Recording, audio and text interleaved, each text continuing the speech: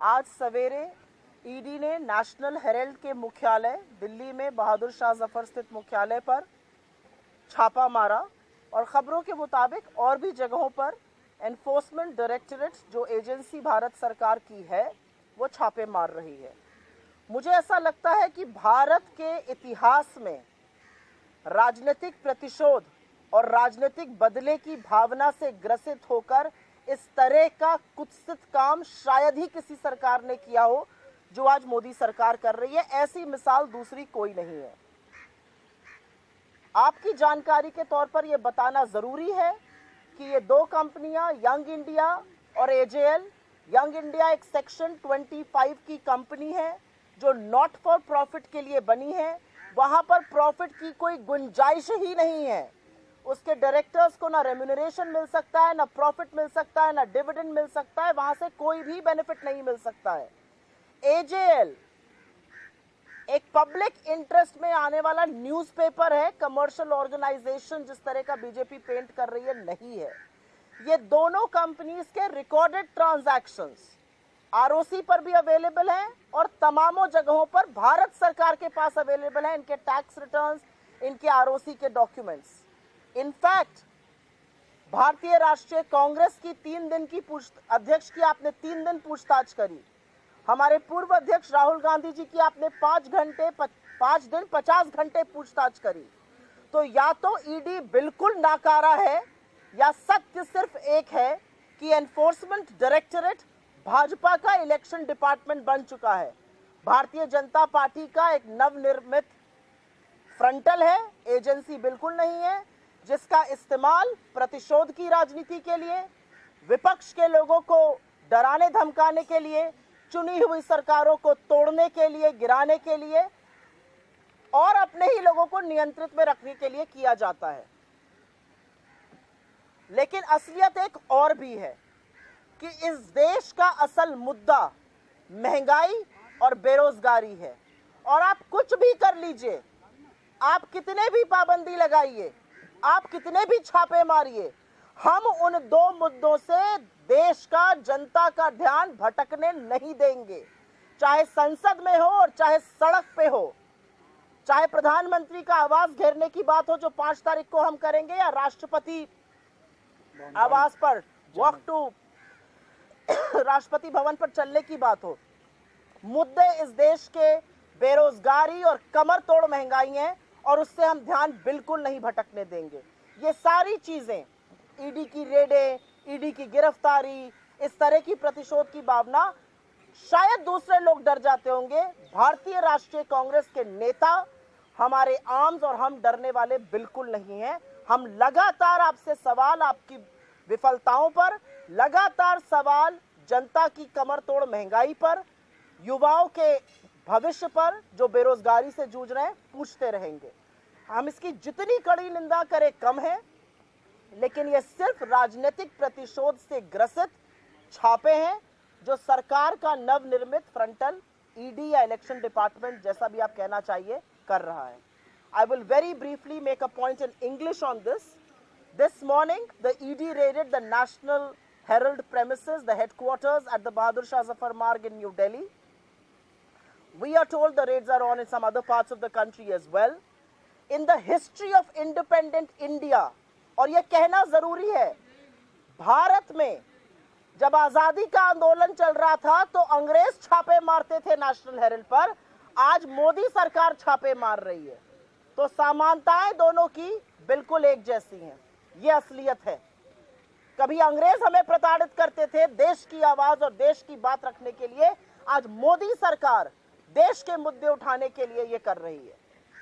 ये सच है कि नेशनल हेराल्ड ने लगातार महंगाई पर लिखा है, बेरोजगारी पर लिखा है, और अभी जो आंकड़े सामने आ रहे हैं, सरकार के अपने आंकड़े, 5422 केसेस ईडी ने आज तक रजिस्टर किए हैं, जिसमें से 65% केसेस मोदी सरकार के कार्यकाल में हुए हैं और कन्विक्शन रेट 0.5%, 1% से भी कम है। सबूत है नहीं, केस कोई है नहीं, प्रोसेस इज द पनिशमेंट। आपको लगता है कि इस तरह की बात करके आप ध्यान भटकाएंगे, विपक्ष को विचलित करेंगे और कांग्रेस के हाथ बांधने का काम करेंगे। लेकिन इनमें से आप ऐसा कुछ भी नहीं कर सकते हैं, क्योंकि हमने भी ठान ली है, आप जितने छापे मारना चाहते हैं मारिए, आप जो कार्रवाई करना चाहते हैं, जितने घंटे पूछताछ करना चाहते हैं करिए। हमारे सवाल तो बेरोजगारी और महंगाई पर ही होंगे और जवाब मोदी सरकार को देना पड़ेगा। This early morning, the National Herald premises, the national headquarters of National Herald in Delhi was raided. We are told the raids are on in some other parts of the country as well.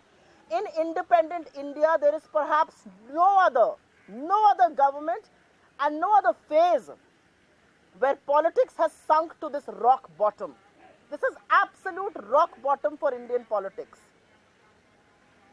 To settle petty personal scores, to intimidate India's opposition, the Modi government is doing exactly what the British did during the freedom struggle.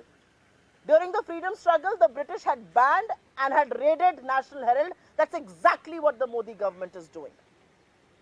I also want to put on record here, both AJL and Young India, our companies registered, our ROC registered companies, every transaction is in the public domain. It's a recorded transaction.